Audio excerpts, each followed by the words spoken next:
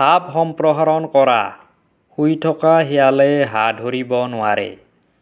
কাম নকৰা বা কষ্ট কৰিব নিবিচৰা মানুহে যে জীৱনত উন্নতি কৰিব নোৱাৰে, তাকে বুজাবলৈ উক্ত প্ৰবচনটো অসমীয়া ভাষাত বহুলভাৱে ব্যৱহাৰ কৰা হয়। শিয়ালৰ আটাইতকৈ প্ৰিয় খাদ্য হৈছে হাঁহ। হাঁহ শিয়ালৰ প্ৰিয় খাদ্য হ'লেও শিয়ালৰ ওচৰলৈ হাঁহ আহি নিজে ধৰা নিদিয়ে। হাঁহ ভক্ষণ কৰিবলৈ শিয়ালে কষ্ট কৰিব লাগিব। গিৰিহঁতে নেদেখাকৈ অতি যত্ন সহকাৰে কষ্ট কৰি ইফালে সিফালে পেট পেলাই চুপি কৌশলেৰে ধৰিব লাগিব। কষ্ট নকৰি দিনটো যদি শুই থাকে, শিয়ালে কেতিয়াও হাঁহ ধৰিব নোৱাৰিব।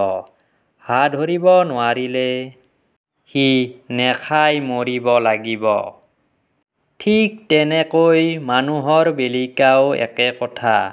দুখ কষ্ট নকৰাকৈ কোনো কালত কোনো লোকে সুখ ভোগ কৰিব পৰা নাই।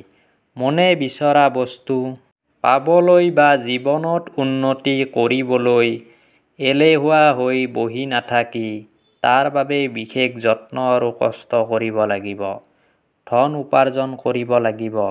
কিন্তু তাকে নকৰি যদি আলস্যত দিন অতিবাহিত কৰে, তেন্তে জীৱনত কেতিয়াও উন্নতি নহ'ব।